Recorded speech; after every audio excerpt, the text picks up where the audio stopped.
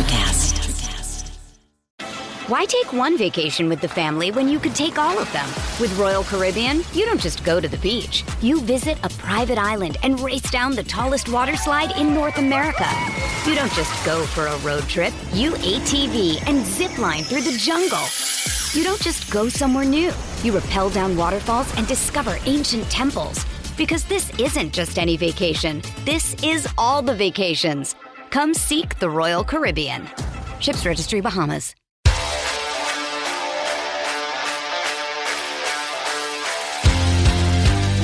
Welcome to the next edition of Missing the Point. I am Hollywood Ray, Sean Buchanan, my guys, Mike Marcangelo, Money Mike, and the real BK Bob Kelly.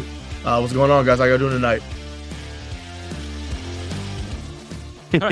You were good, apparently. Great. No. Who wants to go first? Mike, Right, you I'm doing always go fucking- first, bro. I'm doing fucking great, Ray. Doing same. fucking great. Same. You know, it only took 30 minutes to answer. Awesome. So I mean, how could that be bad, bro? I got Uh-huh. a new daughter named Tatum. What's yeah, up? that's the happiest I'll be all show. So that's listen. We're talking Celtics, all things Celtics, and you know, I've gone through a roller coaster of emotions the last week, really the last 3 weeks since the All-Star break. So you know, we're recording this on Wednesday night. They just came off a 6-game road trip, and they bookended, right? They bookended with a win in Atlanta. They won in Sacramento last night. So Mike, I'll start with you.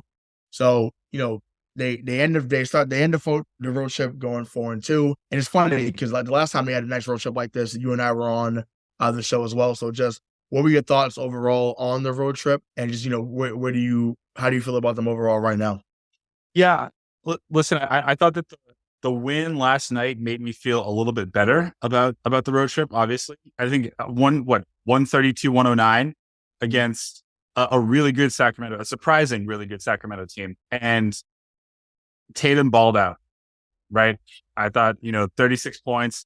I loved, and I know that this is Bobby's going to hate this, but I thought that Jaylen Brown's performance was better in the sense that he scored 27, but he was more efficient. He didn't need 25 shots to get his points. He went 10 of 16 from the field. He was 3 for 3 from the free throw line. I thought his intensity was great. I also like Derrick White. That man needs to be the starter from here on in. Yeah, man. But he at 20 and 12. Yeah, come on, yeah. Come on. I thought it was a great win. Also, with that win, did you know? I'm going to hit you with the did you know this early on. The Celtics are 28-0 when they shoot 40% or better from three. Yeah. Wow. Oh, yeah. That's not a stat I knew. So I welcome you being the Sean Grandy of the show, because Sean Grandy has been throwing phenomenal did you know facts out there on the broadcast. So he's going to be the great replacement when Mike Gorman chooses to hang it up. Because Mike Gorman's just he's telling us in his own way, like, I'm not doing many games going forward. So no, he's doing the Tommy thing right now. He's not doing away games. But also that's a really cool stat. It's really positive. The reason why I bring it up is because they're 22 and 23 when they shoot less than 40% from three. Yeah. That's scary. So it is. So I feel like that has a lot to do with. That has a lot to do with Jayson Tatum. I feel like because he just at this point, when you see him struggle, even if Jaylen has a great game, right?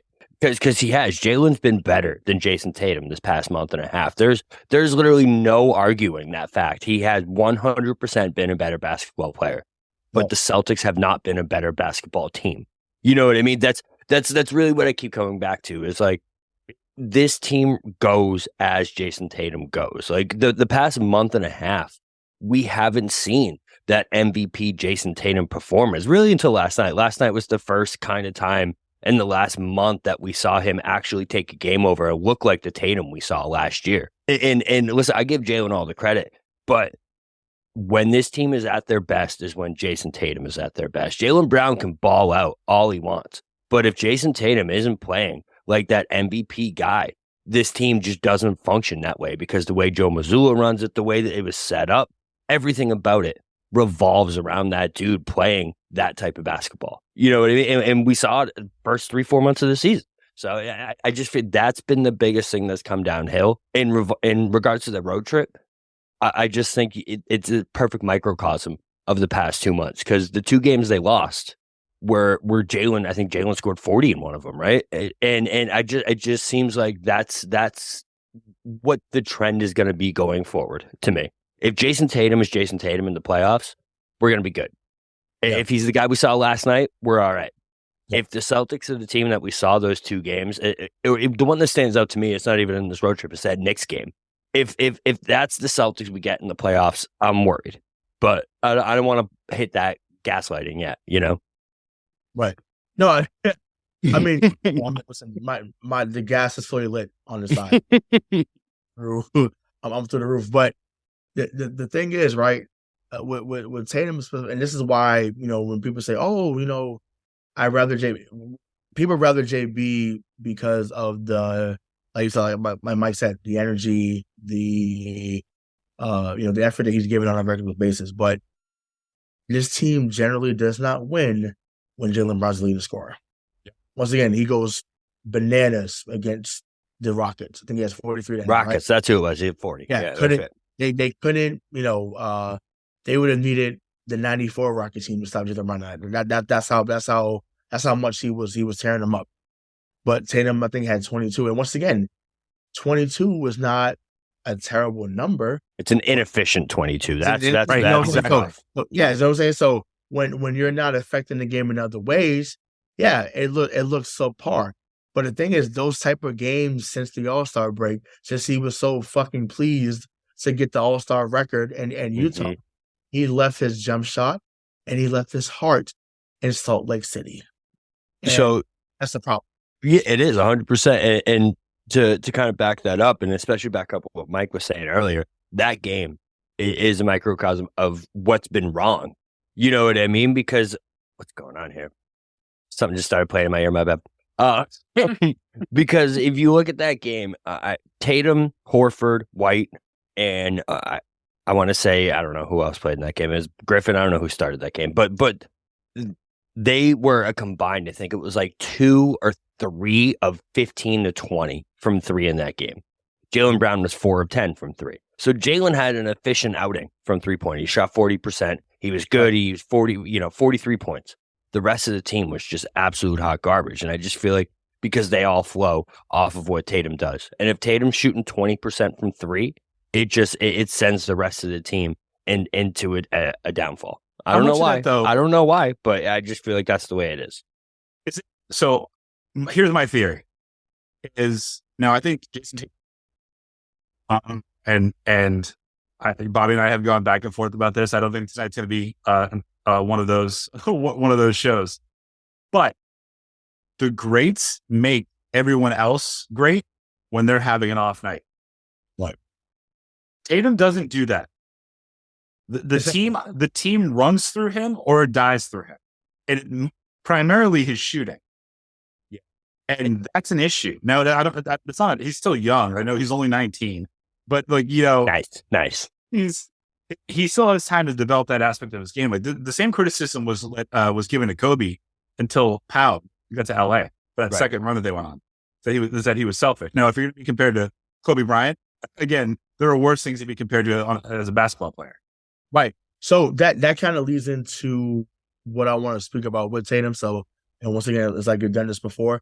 So there's been things. There's certain times in the game lately, anyways, that Tatum will catch it at the top of the key, not a 3, but at the top of the key, and then basically either he's going to shoot over the guy or he makes the right play out of the double team because he can see it from the center of the floor. So finishing these last 9 games. So, Bob, I'll start with you. So finishing these last 9 games is the biggest adjustment that we need to see from Tatum, working out of that mid-post area so that he can see where the double team's coming from, or just getting it, catching it, and then shooting it. So just what do you want to see out of him in these last 9 games as we go into the playoffs? Yeah, it's not even just Tatum, in my opinion. I feel like we need to see the entire offense run like that moving forward. I just feel like it's more effective when it comes to playoff basketball to not live and die by the three. And I feel like that's what Joe wants to do. And I don't know if it's Tatum and Brown just kind of taking the offense back over and running it out of the post or running it, on the driving kick. But that's, in my opinion, what we need to see going forward. I completely agree. Tatum out of the mid post and Jaylen Brown driving kicks, man, that's how this offense is at its best. And I absolutely despise it. And it's funny Mike brought up that stat earlier. When this team I feel like they get stuck in a trap of where we are a 3-point shooting team and we live and die by this analytics. And sometimes it's just not the time for that, guys. It's not the game. Sometimes the shots just aren't falling and you need to figure out a way to get the goddamn ball in the hoop. Whether, like I said, whether that's driving kicks, whether that's working through Tatum out of the post, you got to figure something out because there are times, man, where it feels like 2 years ago again, where I'm sitting here just pulling my hair out and I'm like, bro, stop shooting the goddamn three. Stop it. Just stop. Just please. Bobby, like they feel like a 3-point shooting team because that's what they are. And that's not a knock on them. I mean, because when they are on, as I mentioned, they're unbeatable. Right. Nobody can beat them except Golden State because they can play perimeter defense for some reason. I don't understand how, but they can. So, but like to your point, Ray, the question you asked, if you had to fear Jaylen Brown and Jayson Tatum in mid range, how much more open would Al Horford or Marcus Smart or Derrick White be on the perimeter? Like, if you want to be a great point shooting team, which by the way they are, they take that noticeable dip in the playoffs. What make everyone think that your two studs have no fear about driving into the paint? Because I mean, I don't want to see Stanley coughing the ball up that much in the paint. He's got way better. But you should use the fear that others have for those two and create the wide open 3-point shots for everybody else. Yeah. No, I mean, I think that's true. I think I would like to see Jaylen and Jayson do a lot more pick and roll too. Oh my God, bro! You just literally took that right out of my mouth. Yeah, I couldn't agree more. That would be. Katie's probably pregnant again. Yeah. I love it. Oh God.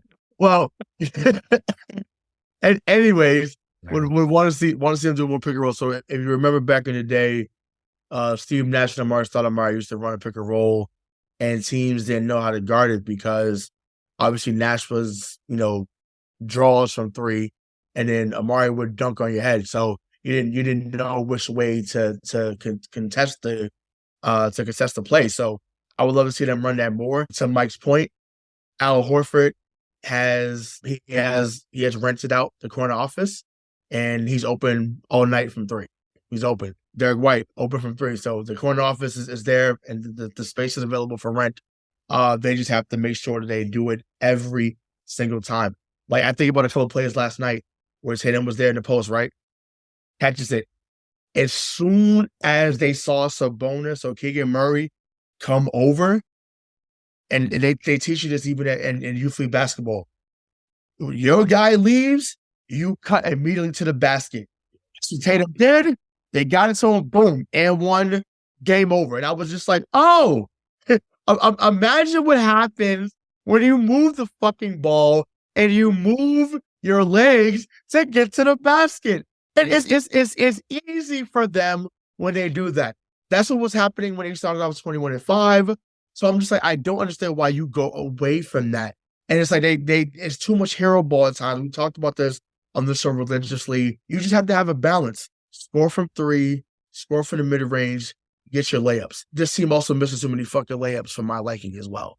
They always have. They always have. Like, it's out of... It's so annoying. Control. To your point though, Ray, like when the Celtics have 25 or more assists in a game, they shoot 43% or more from three. So like, yeah, Bobby, you're right. Like this was a microcosm of the season because this is how good they are and can be when they commit to understanding that if you lead the night in assists, there's going to be an open shot. There's always going to be an open shot. It doesn't matter who takes it. And the fact is, I'd say on this team, at any given time, you have 5 or 6 people that are liable to drop, that go 4 of 6 from 3 on you. And how the fuck do you stop that? You don't. But I think, go ahead, Bobby. Well, I was going to say, what's crazy about it too is with this team, you always know within 5 minutes which Celtics team you're getting. You know what I mean? You know really quick which team you're getting just by the extra passes, even on defense, just by the closing out on that extra pass and getting to that guy in the corner. Like, you can tell what Celtics team is going to show up in a given night. Like, I just keep going back to that Knicks game, bro. Within 10 minutes, I was like, this game is fucking over. I felt like Ray. I was like, bro, close it down right now, man. Like, this is toast, because they just didn't have it that day. And it was like against the Kings last night, within 10 minutes, I was like, they're going to fucking smoke this team. This game is already over. Yeah, and that's the thing too. Like, obviously, I think and once again, because like me and Mike was on that show after they beat LA, this like around Christmas time, and we was talking about like how just right before they played Milwaukee and the Orlando stretch back in December. Obviously, they ended up losing to Orlando back-to-back games, but in that LA game, it was like, okay, like this is what they need to do. So I think sometimes not sometimes, most of the time they play down to the competition. Like, that's not an opinion, that's a fact. The numbers did prove it. It was Detroit last year. Yeah, exactly. Oh, yeah. I think last night was that instance where it's like, look, they're saying you guys are bringing the smoke out west. Okay, come show me. We don't. In the words of Jay-Z, we don't believe you. We need more people. Like, we don't believe you. So let's see. Let's see if you're about that life. Mm-hmm. And once again, I like De'Aaron Fox. I'm a UNC guy, so I love Harrison Barnes. Domantas Sabonis was out here playing like Giannis, and I didn't like that. The referees. Sabonis is good, man. He's phenomenal. He's phenomenal. I remember last year everyone was ripping them for that trade, Halliburton for Sabonis, and like, listen, I know Halliburton's amazing, but when you actually sit down and watch Domantas Sabonis play basketball for 60 minutes, that dude is in full control every moment he is on the floor.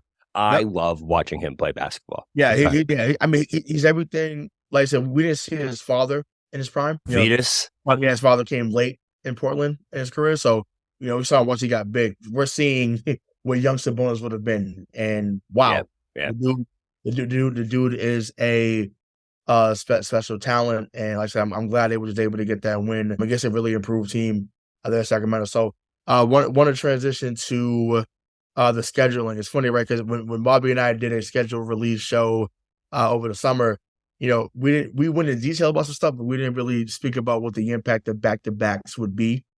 So, Mike, I'll start with you. We still have a couple more back-to-backs. So we have one this week coming. I think it's we have the Jazz, and then the Bucks and the Jazz on the 30th and 31st. And then I think we have the Hawks and the Raptors back-to-back. But no, Philly and Toronto. Sorry, Philly and Toronto on April 4th and April 5th. So just has the back-to-backs, in your opinion, led to what some people have said to be a schedule loss? Because they always have people out. So do you think the back-to-backs have led to what you would call a certain schedule loss, or are you of the mindset they just need to figure it out no matter who's out there? I mean, kind of both. And the only reason why I say that is because up until the All-Star break, the Celtics had the most wins out of any team in the NBA when they had less than 2 days off. Mm-hmm. So they were conditioned to just beat whoever was in front of them. Now, the caveat to that, though, is if you're playing everyone 40 minutes a night, they're going to get gassed. And I think last time we were on the show, I said it's evident when they are gassed, how gassed they are. Right. And I think, the back-to-back with Philly and Toronto, I don't like you could literally just trot out 4 people and I still think we beat Philly. We're just in their head, in their fucking head. For whatever reason, as long as Al Horford was one of the people that you trotted out, because he loves playing against Embiid. I think normally in like the dead middle of the season, the dog days of the season, back to back should be like the next night. You always think, okay, well this could be like one of those scheduled losses.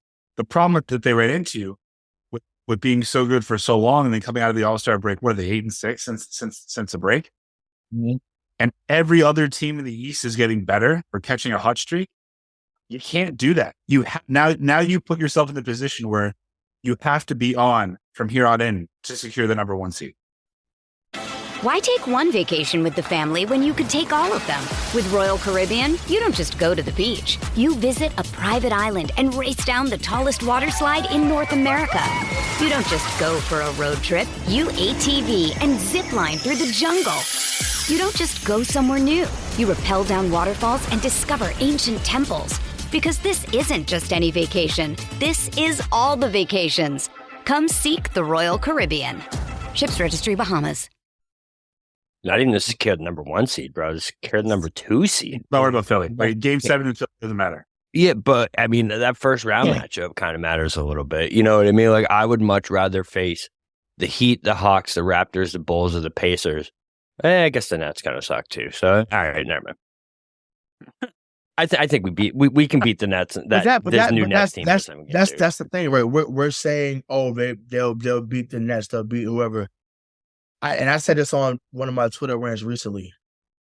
All you have to do is play hard against this team, and you have a shot. That's what it is right now. If you play hard for about at least half the game, or even 36 minutes, you are going to be in the game because they're going to fucking fold. Like that's not, once again, not a prediction. It's a spoiler. It's out of control how you just have to play. You just get up in their airspace, you move the ball, and then once the shot's not falling, plus you're playing hard, you might fuck around and win by 30 against the team. This might be simplifying it, but like it feels like just watching all the games I watched, this year, that if you're just competitive up until 5 minutes left in the third quarter, and then you punch the Celtics in the face, you're gonna beat them. Yeah, it's over. Ball game. Like it's out of control how many times that happens. And listen, I am not looking to face Miami in the first round. No. I mean, yeah. Should they beat them? Of course they should beat them. Miami would take this team 7 in the first round. And if you think otherwise, I welcome you to say something in the comments to give me another perspective. Because Miami, they're because they're coached hard, they're going to play hard, they're not going to give anything up. Once again, I mean, you're not telling me a lot of what Gabe Vincent's going to be cooking you, but he's going to have a game of 25 because that's just what the Celtics do. Someone that shouldn't go off is going to go off. And, once again, we've used this in the context of another team, but what can go fucking wrong will go wrong. So to me, I just rather stay away from anything that's going to give me any added stress, because my thing is they should beat teams in 5 or 6 games. In my opinion, it should not take a 7th game to beat a 7 through 10 seed. But I know who we're dealing with, so I'm already mentally prepared for the 7th game and me having a fucking aneurysm on the show by Bobby saying, "Championship DNA, bro. Like we got it." So I know I usually am the optimistic one, but like, how much of this do you actually think is the coaching? Because 2 things I've noticed is, first, so Mazzulla got that contract, right? And up until that point, this team was rolling.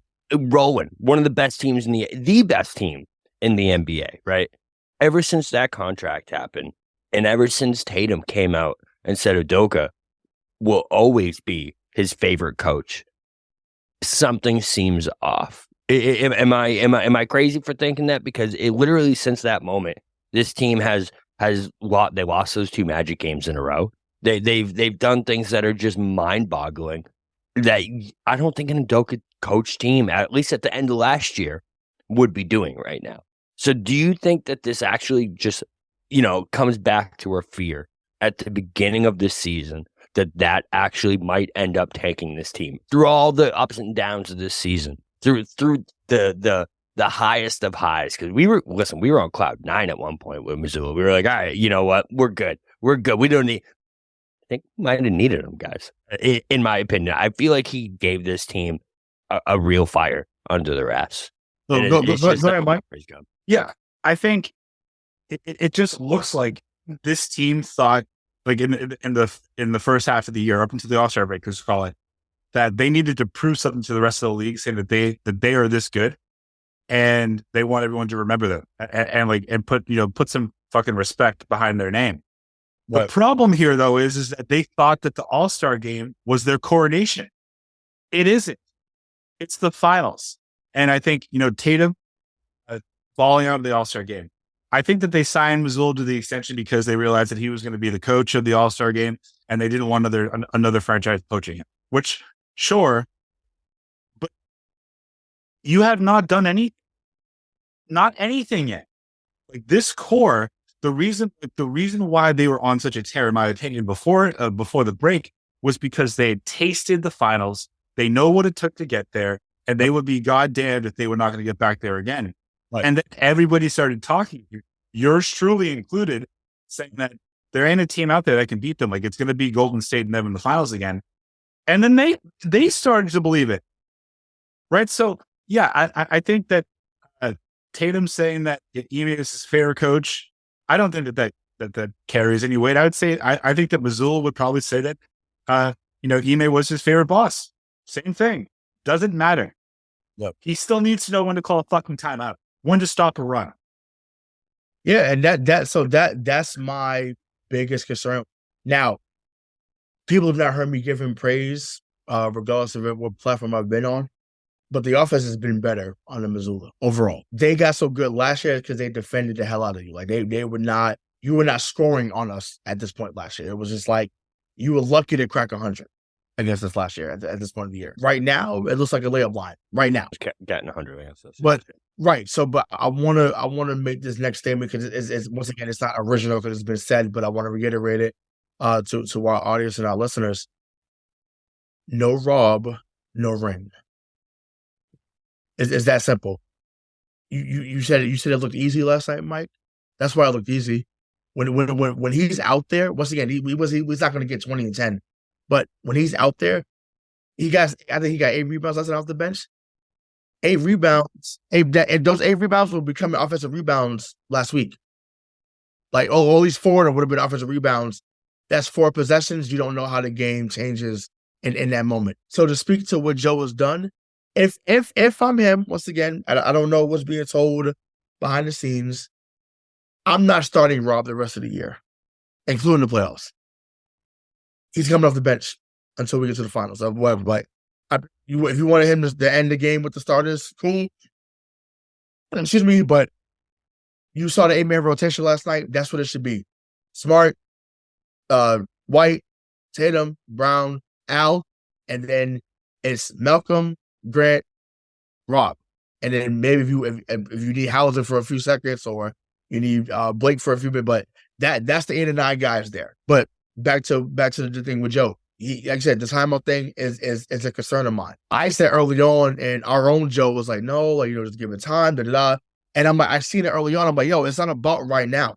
Everyone was hyped. I'm 21-5. I'm like, yo, I cared about the good start, but I'm thinking, yo, in April when you're up 76-61, and all of a sudden a blitz happens when a team goes 20-2 and you don't call a timeout, that's a problem. That's a problem. You get every possession in the playoffs matter. So you have to get to a point where it's like, yo, okay, the moment they score, they go on a 6-0 run. Yo, I'm calling timeout so we can get going. Perfect example. This was the last year that KG, Paul, and I think Ray already gone. He might have already been gone. Yeah, he was already gone because this was 2013. We lose to the Knicks in the first round, right? Game 6, we're getting smoked. I'm talking about dragged out the building. And all of a sudden, we go on a 20-0 run. And Mike Woodson, who was the next coach at the time, is just looking like, what's going on out here, guys? You get cooked. Like, you're getting cooked. You need to call a timeout. Now, they had to win that game after because J.R. Smith and Melo righted the ship for them. But it's just like, that can't happen. And that's what I think about moments like that. You cannot let teams go on an historic run because you want to save a timeout in the fourth quarter. You cannot take the timeouts with you. They're not a to-go bag. They're not leftovers for Thanksgiving. Make sure you use the fucking timeouts that are allotted to you so that you can get the guys back in shape like he did last night. Calls a timeout. They go on an 8-0 run immediately. Yes, Joe. Recenter the team, refocus, and then you go from there. Yes.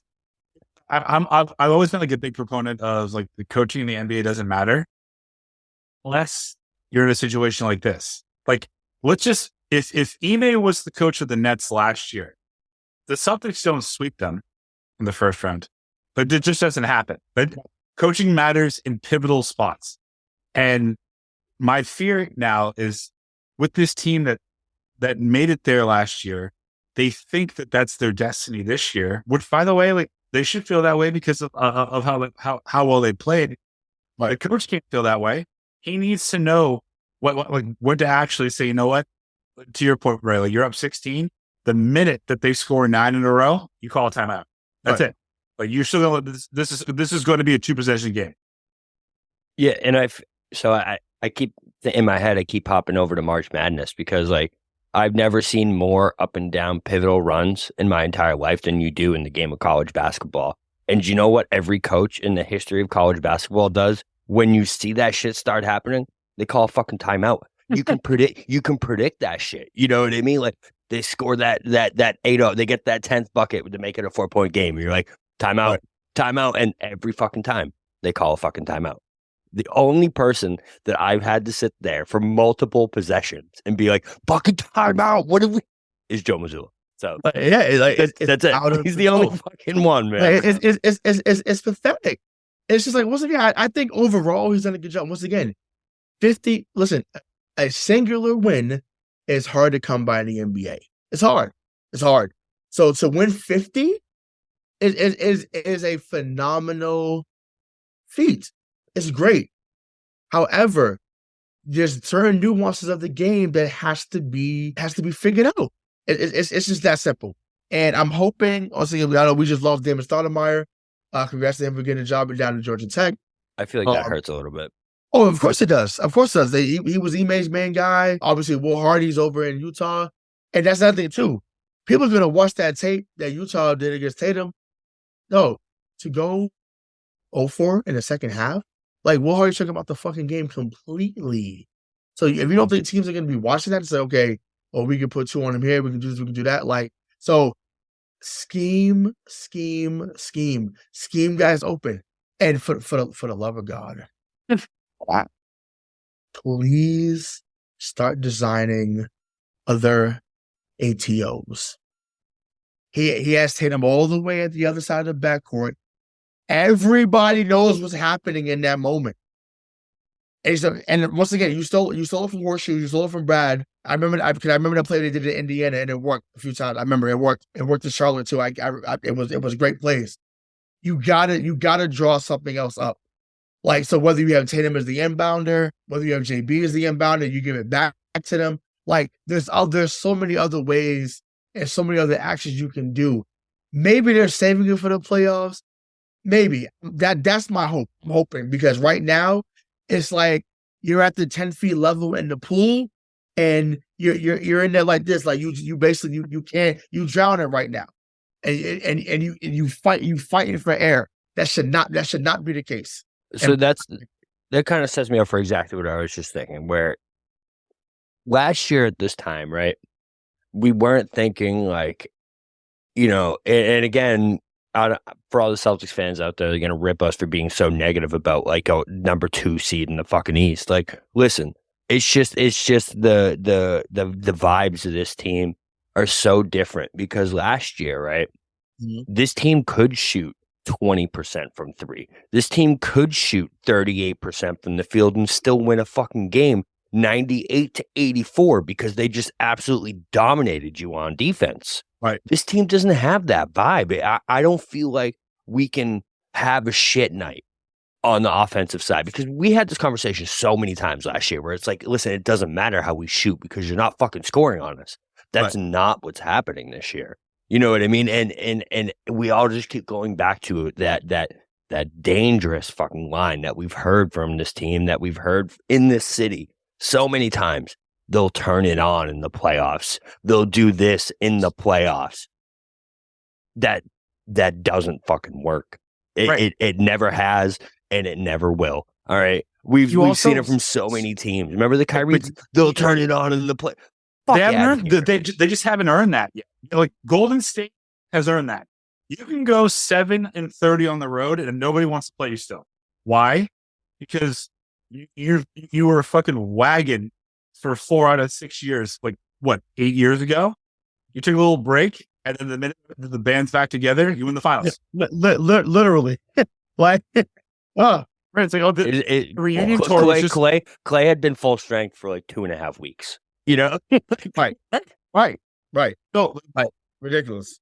I guess my question, because I want Ray to kind of lose it and teach me something here, too, Bobby.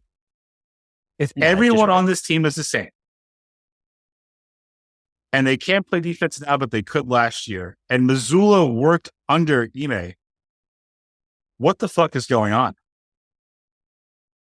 It's lack of effort. Like and once again, and that shouldn't be uttered out of my mouth, but that's what it is. And once again, for those and Sam, what's up, bro? I know you're listening to this, and I know you've gotten on me because you think that I'm super negative. It's not about me being negative, bro. When I watch basketball, I watch sports in general. And once again, it's maybe the teacher in me, the educator in me. I'm very big on effort. If I don't see you trying, that burns a hole in me like no other. It pisses me off with children. It's damn sure gonna piss me off with adults. You got to show effort. Once again, you could lose the game. You could lose how they lost to Milwaukee 131-125. But the effort they showed forth that night, it being shorthanded, I said that was a thing of beauty. I would have had that thing on a loop around the whole practice facility. I would have had it in TD Garden. I would have it in the locker room. Like that's what it should be. But for whatever reason, like you said, they popped up and thought they arrived. But once again, Bobby and I talked about this in August. You are now the hunted. And we clicked on it right away. It was like, I want to see how they deal with being the hunted. That's what it is. Teams are now, because obviously they didn't get to the finals before, now they have. Teams are now using them as a measuring stick. So teams are like, yo, we're not laying down. We want to see how close are we being to a 2 seed? How close are we being to a finals contender? So Houston's a perfect example.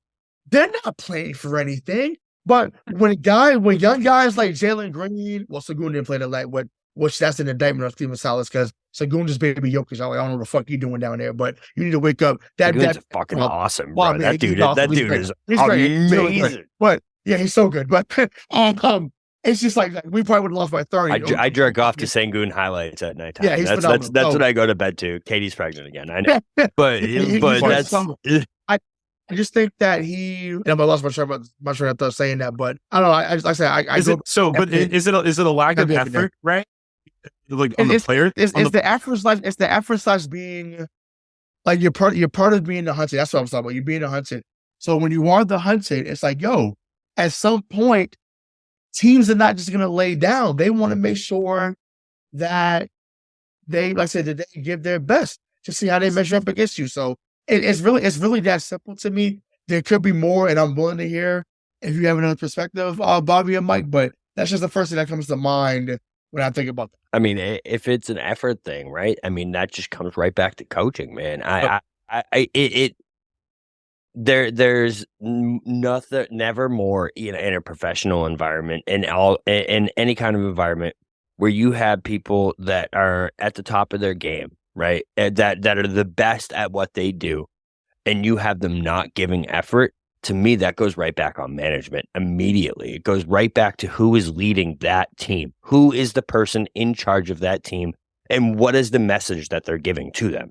You know what I mean? Because I'll never forget last year, right? It was either the Bucks. I think it was the Bucks series where Smart at one point did something fucking stupid, right? And Udoka pulled him aside. He literally went, "Hey, cut the fucking shit. Yep. What the fuck are you doing?" Yep. Boom, 10-0 run from the Celtics. I know what you're talking about. He was like, "Can we stop playing like fucking assholes?" That's what he said. Yes, that's exactly what exact quote. Can we stop playing like assholes? Can we stop? and they boom, they went took off from there. So Joe, that's not Joe. not what he's doing, right? And listen. I get it. I know that he was the guy that like, you know, Brad's guy. He was the right guy for the culture at the time. I get it. He is, to me, like, the way he could prove me wrong. Believe me. All right, he could 100% prove me wrong in the next 2 months. I want him to, right? I don't think he's the guy to lead us to a fucking championship, man. I can't see Joe firing this team up to get past the Warriors, to get past the fucking Nuggets, to get past these teams that just, to me, are just more sound than the Celtics at this point in time.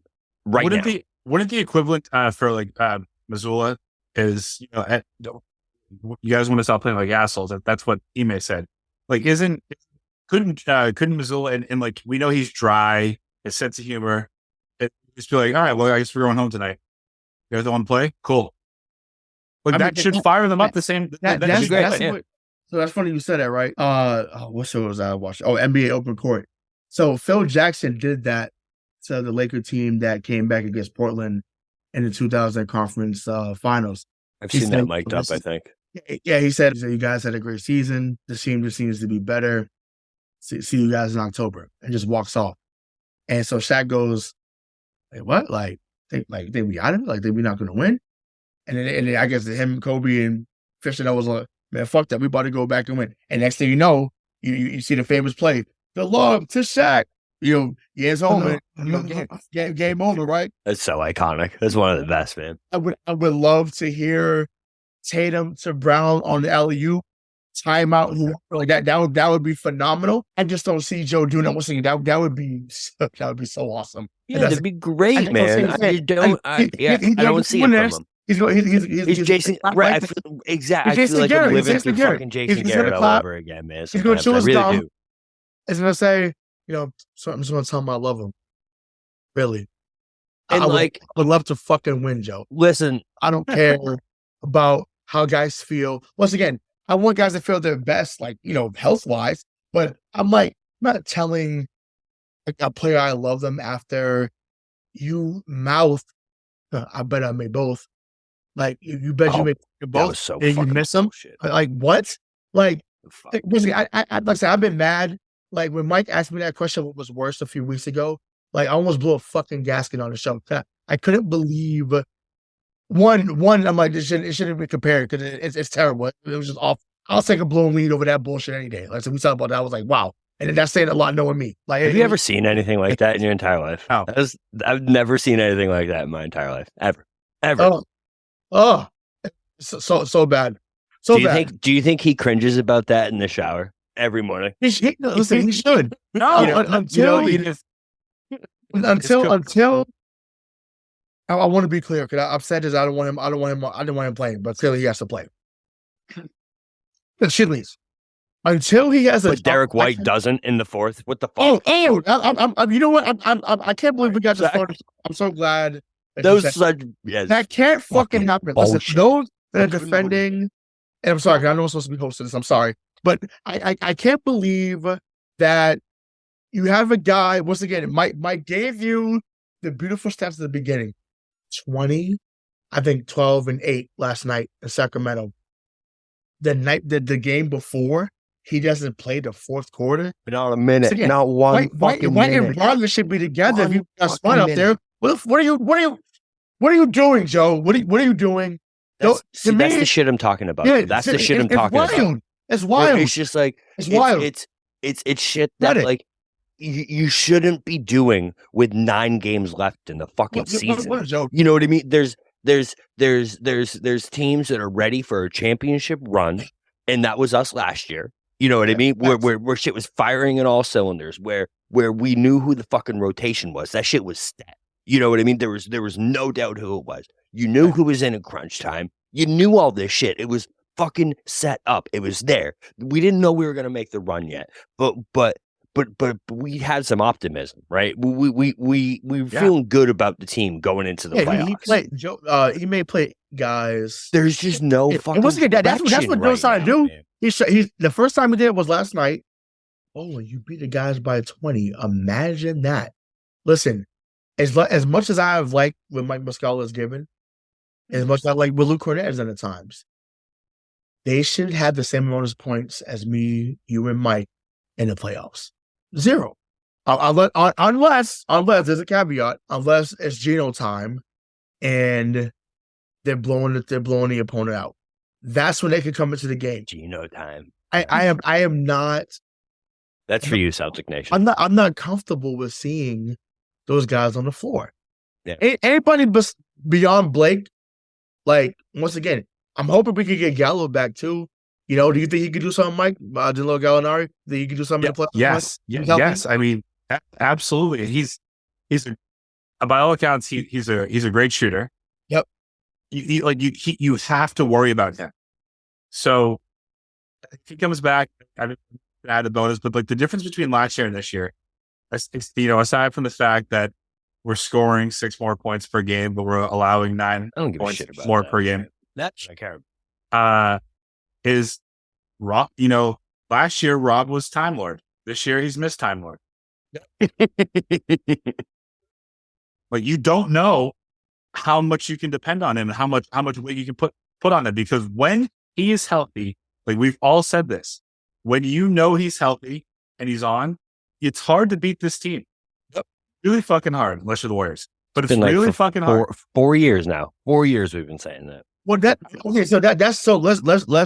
let's stay there, right? So last year we've been staying there. It's exactly right. Yeah, that's the problem, exactly. But last year he was the healthiest he'd been.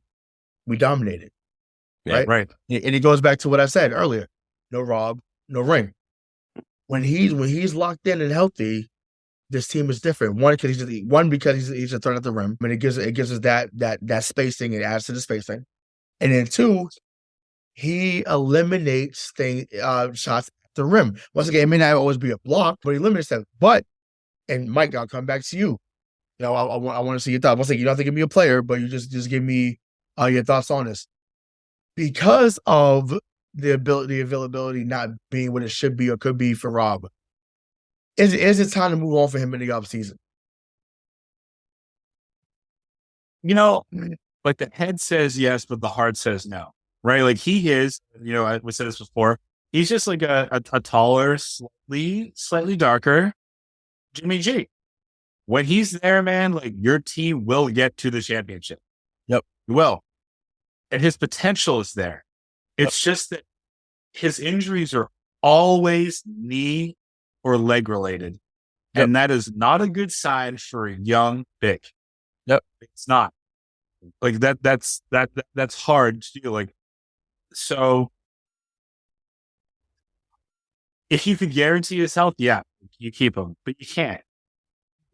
Realistically, if you only had him for 40, or let's call it 50 regular season games, but you could guarantee that he'd be healthy at the end of the season, I'd take that all day, all fucking day. If we're gonna do this again, right? So if we're gonna do this again, you need to have not a contingency plan. You need to have a plan A and have Rob be a bonus that you just have an addition into the playoffs, where Rob can't be who we're banking on for this team to make that run. He can't, man. You just can't do it. If you do, it's setting you up for failure. If that's the guy that you're relying on, then you are literally setting your franchise up for failure. There's no doubt about that at this point. It's an inevitability that within 82 games, he's going to miss at least half of those, right? It's inevitable at this point. And if he doesn't, he's going to be sore and broken down by the end of the playoffs. And again, that's an inevitability at this point. It is a proven fact. So they have to do something to fix that, to prepare for that before it happens. Because the definition of insanity is doing the same shit over and over again and expecting different results. We've been here before. It's the same fucking result every fucking time. Who becomes the replacement then? Because I know, it's not our job, obviously, but we're talking about it now. So, and once again, I know we follow players more around the league, more than Mike in this regard, which is fine. But just who could be a replacement? Because once again, I said, I agree with you, Mike. I want him on the team for the 50-plus games. Once again, I'm greedy. I would like 60 and in the playoffs. Okay, I think that would put us in a different position, when it comes to seeding, and I'll get to that in a second. But like Bobby, like who could be a valid replacement? Because at this moment, like I said, I'm tired of just saying, okay, when Rock comes back. Like just who can be that guy that we could put there? Because once again, we got to hedge against Al getting up there too. Once again, Al's been great. Al's probably been our second best player probably since the All-Star break. So yeah, so just like who could be a viable option, in the offseason? I'm looking at the center free agents right now, and it's pretty fucking haggard, man. In terms of defense, I mean, the best guy is Vucevic when it comes to like overall centers, but he is, just straight up a defensive liability when it comes to what Rob brings. So, I mean, I don't even know, man, to be honest. I would think of a guy who's just completely defensive minded, who can literally run your defense and is a presence that you have to fear about down low. The one name that keeps popping in my head because I know he's going to be available, which might be blasphemous, because he's not a rim protector. Draymond? Would you welcome Draymond into the city? No? All right, yes, but he's not leaving. He's not leaving Golden State. And by the way, he might. If he leaves Golden State, he's going to LA. Yeah, like, but he's not. Like, can we just, on the record, can we just say like he's nothing without them? Like he's not a difference maker without Steph Curry or Klay Thompson. Yeah, you're right. Yeah, but to answer your question, this is going to be a wild take, but I'm sure you expected this. Like, if you can keep Rob, keep him, but you have to address the fact that Al is going to be like 184 years old next year. Mm-hmm. He can't continue to play all these minutes. Figure out your cap. Go get Porzingis. I don't hate it. Yeah. I mean, he wasn't even on my fucking radar. But that, I mean, and to steal your words, that's pretty naughty. I'd take it.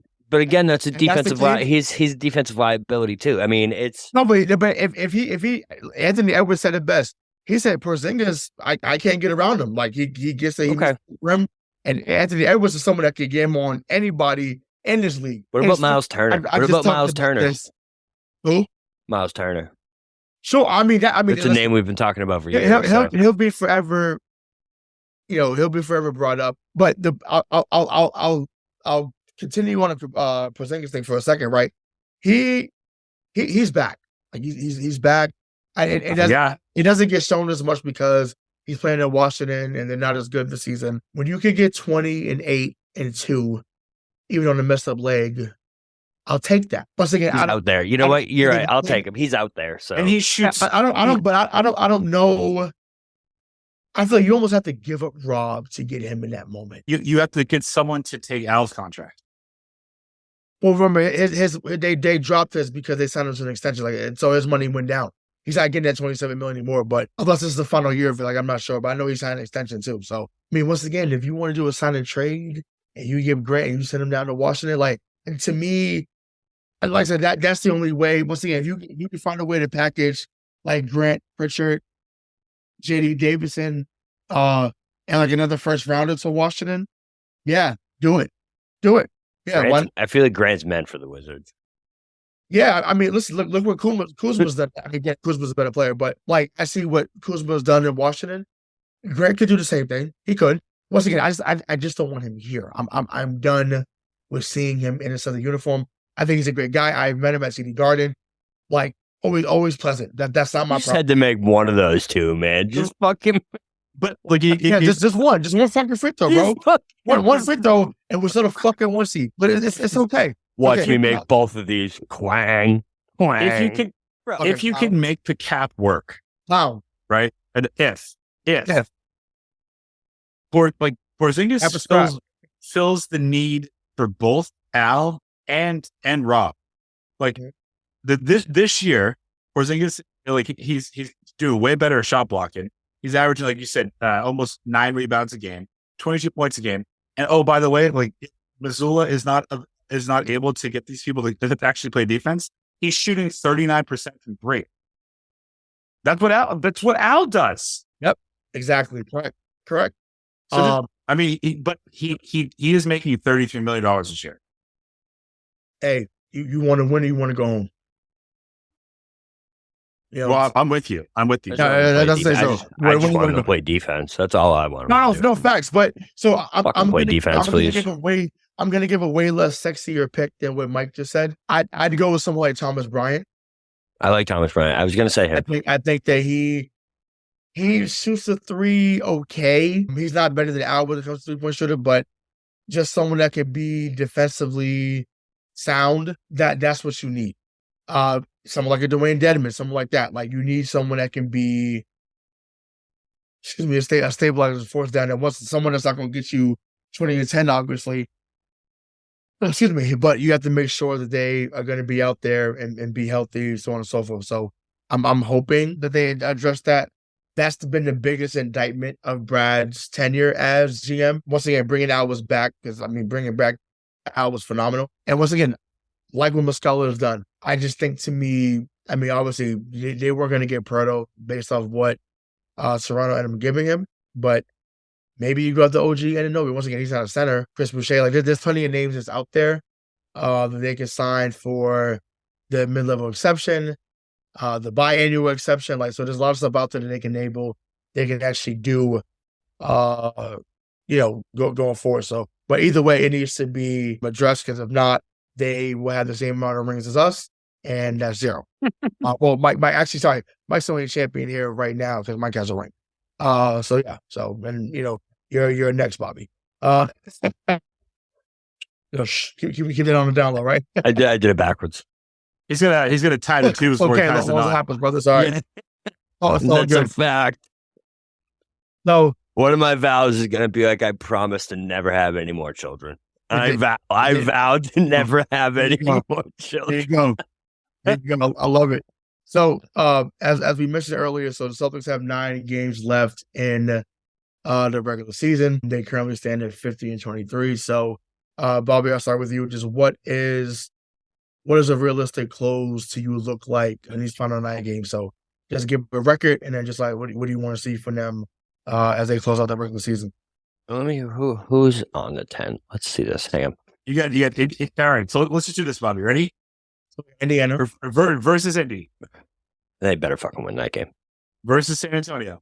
They better win that game. At Washington. Better win that game. At Milwaukee. Oh, all right. Give them Milwaukee. Give them You better win that game.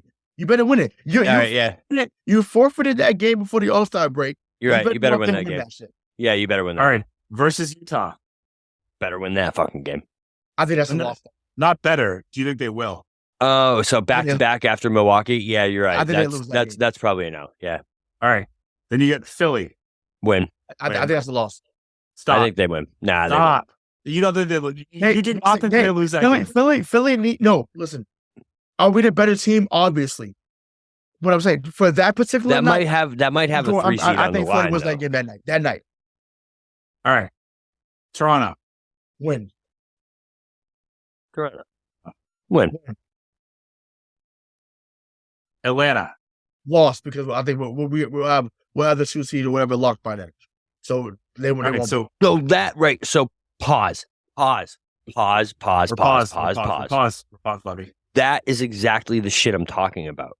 Where last year they wouldn't have fucking rested anyone that last game of the season. Doesn't matter if they had fucking walked up. They were competitors last year, and it didn't fucking matter who they were playing. They were gonna fucking take you down. And this year, I guarantee you're right. I bet you they rest people at the end of the season to if the Heat are the 6 seed or the Heat are the 7 seed. I bet you they rest, or the Heat are in the play-in. I bet you they rest someone to get to that 3 seed so they don't have to fucking play him. I bet you that's the type of shit that the mindset of what this team is right now to me. Because even with that, yeah, because I actually remember that's what got us so fired up. Do you remember? I remember how hyped we were. Bring on the Nets, like, bro. Yeah, that's what got us so hyped. I remember that. I think the last game was in Memphis. Actually, the last game was in Memphis last year. We fucking won by like 50, and we were like, Tatum went crazy. Yeah, against Memphis, and I was like, oh, like they, and their words is like, we don't run from the smoke. And that's what I'm saying. I bet you they run from the smoke ditch. Yeah, I mean, once again, unless they go back to what they were early in the year, where it's like, look, this is 2014 Spurs. Like, we lost last year. We know we're the better team. We know we're the best team right now. Let's just see. But like I said, yeah, show it to me. You know, What's on Easter? I wouldn't be surprised. In that exercise, we had them winning 7 out of the last 9. Let's just prepare to be disappointed and say that it's just, it's going to be 5-4. Yeah, I was going to say, let's just say that they go 6-3. That's what, 56-26, which, by the way, I think is what, 6 more wins than they had last year. Yes. And we would feel worse about this team than we did about last year's team. Crazy, bro, because it's the same exact people, and it's just not the same effort. You know what I mean? Like, there's no reason you should be giving up 150 points to the fucking Oklahoma City Thunder at any point in this fucking season. There's no reason you should be giving up 130 points multiple times in this season when you were a historically great defensive team last year. All right. Like, I know we're coming across as like the Neg Nancys, like the Adam Jones of the Celtics fucking universe. I get it. Celtic Nation, I get it. But, like, you can't look at this team and tell me you have the same giddy butterflies that you had last year. Because, listen, this is coming from the most green teamer of all green teamers that will ever green team. It's just different. It's just a different vibe. And it scares me going into the playoffs. I'm scared. I'm nervous. Yeah, because I've seen it also. Oh, stop projecting. I'm just nervous. I'm nervous about this team. The last 5 years, well, essentially last year, because we saw it at the beginning of the year, they turned it around. We've seen this happen. Last year was the anomaly.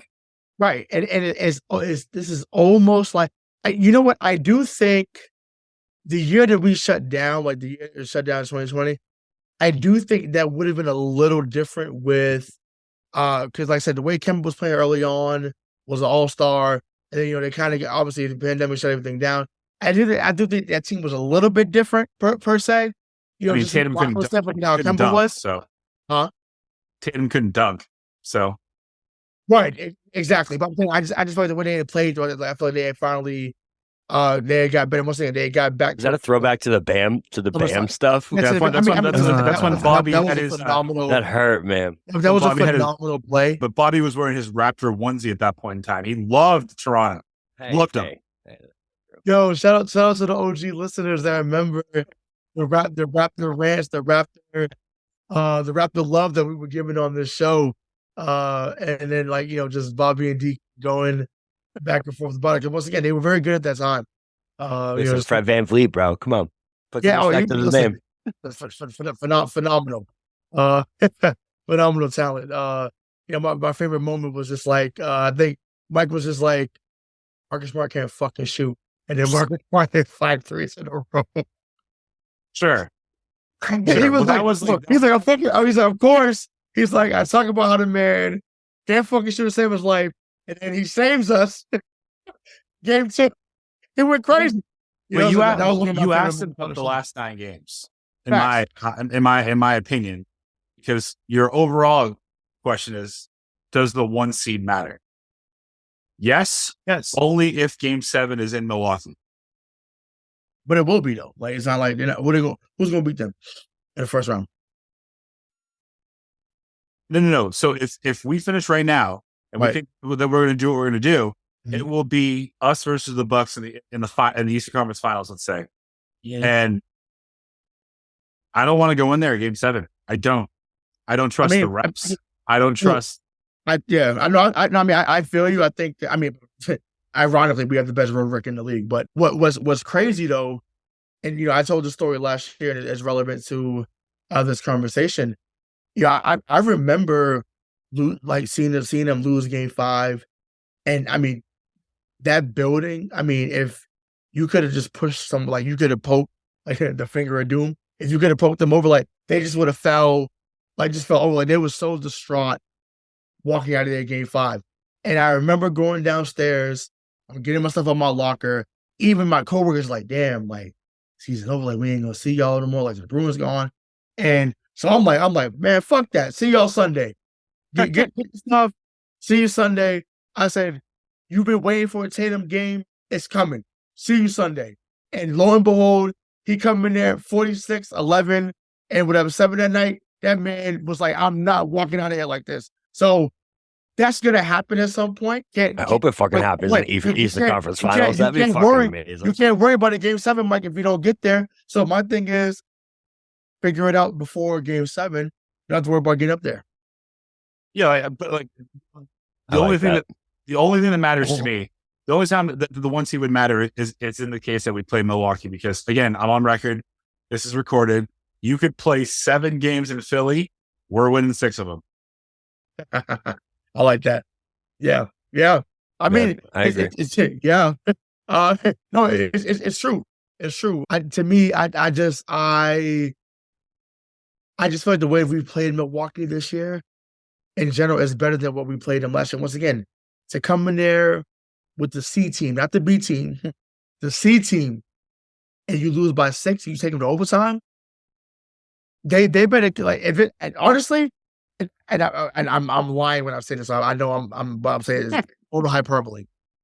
They could go 1-8. If the one is Milwaukee, I'm okay with that. And I'm totally lying because I'd be pissed off if they go 1-8. But if they beat Milwaukee, just like we were happy about them beating them on Christmas, it was like, if you beat Milwaukee, I'm good with that. Because to me, that's the only thing that matters to me at this moment. Atlanta is not going to be like, unless we find a way to jump the 1 seed and get back to the 1 seed by beating Milwaukee and going 57-25 or 58-24. Listen, you go 1-8, you're playing the Knicks in the first round. And honestly, I'm not sure we beat New York. Yeah, like, we don't beat the Knicks in the first round. We don't beat the fucking Knicks in the first round. Like, what are we, 1-4 this year against the Knicks? I'm serious. The way 1-4, right? You wasn't there, man. I'm there for that double overtime. I'm seeing Julius Randle fucking laugh at the bench, bro. Like, I'm behind the Celtics bench, and this man is laughing as if he was the second coming of Bernard King. I know he's wearing the same number than him, but he thinks he's Bernard King. This is fucking Patrick Ewing or Willis Reed. Actually, rest in peace to Willis Reed. You're a legend. I know he passed away earlier, today. So prayers out to his family and his friends. But yo, like, really? Like, come on. He was like, that's what. So to me, I would hope to have a matchup with them. Because like, y'all look real confident. And with Julius Randle, remember, you was doing the same thing a couple of years ago, brother. And so Trae Young came into your building and said, it's quiet as fuck in here. Be humble. You ain't been there yet, big dog. You a hell of a player. We probably should have drafted you to Smart back in 2014, but that's okay. And, Smart has had his good moments, here in Boston. So it is what it is. But yeah, like, just chill. But the way they play, like I said, I'm not confident that we beat them in 7 games. Right. You can't go 1-8. Can't go 1-8, obviously. But they'll go 5-4 because they're gonna piss us off. They're gonna go 5-4. They're gonna check a couple of games off they shouldn't check off. And yeah, that's just what it is. Ridiculous. So the final question I have, and Mike, I'll start with you. This is based off the John Morant comment. Are we fine in the East? Are we fine in the East, Mike? Listen, honestly, we're fine in the East if we never have to go near Cleveland. That's the team just go. Okay. All right. Yeah. That for some reason this year, like, they're just playing us tough. And like I thought that they were going to fall off a couple of weeks before the All-Star break, and they just never did. They just never did. Are we fine in the East? I think we're in the position now, dude. Like, we have all this talent. We just don't have a leader. In the sense, like, the coach hasn't proven himself yet. Now, again, I said this last time we were on. Spoelstra didn't prove himself until his run with the big three. He did have Pat Riley to fall back on, but right. I mean, so now Mazzulla's got horseshoes to lean into. Well, but you got Brad Stevens to fall back on. Yeah, but like, what really worries me, I guess, is that the two heartbeats of this team are not Jayson Tatum and Jaylen Brown. They should be because they're the most talented. They are Robert Williams, not always on the court, and Marcus Smart, who makes terrible decisions. So, well, you just yeah. I mean, if he does, Marcus has been horrible. Marcus has been fact, horrible at times this year. If he does, so if he plays like he played before the All-Star break, and like I said, you heard all the negativity this show, but if Smart gets back to the level that he was before the All-Star break, we'll see them in June. I don't doubt that at all. But he's got to get back there, and maybe once again he's just starting to feel healthy now. Maybe that was part of it, but once again, if we see, we said it earlier, if we see the performance that we saw last night against Sacramento, and once again, from an effort standpoint, you're not always going to score 130. That's not the concern. The effort, the ball movement, right. the right play. Once again, they had 7 steals and like 4 turnovers at one point. That's what you want. You don't want 15 turnovers and 3 steals. You want more steals than turnovers. So. Right. Make the right play for the next man. The goal is for the Boston Celtics to score, not Jayson Tatum, not Jaylen Brown, not Marcus Smart. The goal is for the Boston Celtics to score. Score 1 more point than your opponent. That's the tale of last night's game isn't the fact that we scored 132. Like you should be able to walk into any fucking game and say, you know what? Like you did last year, you ain't scoring 110, and we are. Nope. Yeah, that's it. Like, that's all you need to do. 109 is what they let Sacramento. You do that, the Celtics will beat. They'll win 9 out of every 10 games if the opponent only scores 109. They just will. And they outscored the Kings by almost 20 points in the paint last night, which is exactly what we were talking about. That's the last thing I want to touch on. I think that goes right back to effort. But yeah, go ahead. No, exactly. Shout out to Eddie House because he talks about it on the broadcast as well. Even if you're not getting to the cup, to catch the ball in the paint, and then it's such a big difference, bro. You're going to draw guys in. So as soon as one of your guys leave the defender, House is in the corner. Grant's in the corner. Like, so that's what has to happen. Most teams are not disciplined enough to stick to their man. It's just not. It's a new day. Like, most teams are not disciplined. So make other teams work. That's driving kicks, man. Driving kicks. That's the game. Driving kicks. That is the fucking game. And then, once again, 15, 17, 19. All 3 facets of the game. Score from every level. And once again, just the goal is for the Boston Celtics to score. Not just one set player. Not just one multiple, and just so be disciplined, move the ball, and once again, you should get back to the finals at least. Now you just got to go win it. Like it's really that simple. The ball is in their court, literally. Just make good decisions. Like that's the best thing I say. Make good decisions, move the ball. You should be back there in June. With your fellow teammates. The Boston Bruins, we should be there in the finals too, hopefully, the way they've been playing. So I just want more money than today. So please play the way you're supposed to play so I can have more money in my pocket come June, so I can go to the casino. Sports book, baby. And do more parlays with Bobby. So yeah. So and that's it. We can close on that. So for Money Mike Marcangelo, for my guy, the real BK Bob Kelly, I'm Hollywood Ray Sean Buchanan. We'll see you next time. Peace.